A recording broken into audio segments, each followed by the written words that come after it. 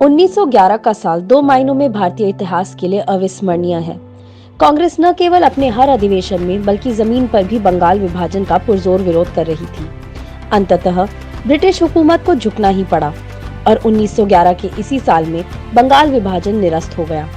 बंगाली अस्मिता को एकजुट रखने वाली लड़ाई जीत ली गई थी।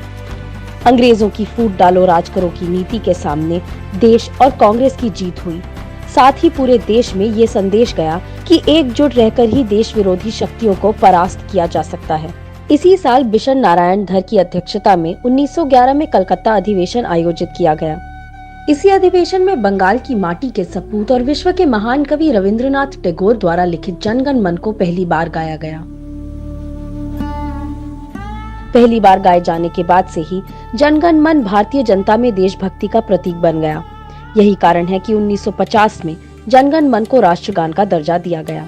जनगण मन ने आजादी के आंदोलन में देशभक्ति की भावना का संचार करने का काम किया। वंदे मातरम के बाद जनगण मन आजादी के दीवानों में उत्साह भर रहा था। कुल मिलाकर जनगण मन भारत की भावना में रच बस चुका था।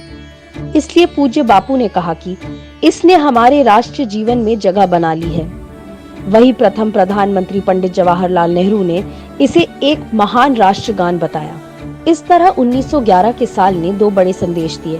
पहला, भारत किसी भी शक्ति को परास्त करके आगे बढ़ सकता है और भारतीयों ने कांग्रेस के साथ मिलकर देश के खिलाफ खड़े होने वाली शक्तियों को पराजित करने का जज्बा पैदा किया।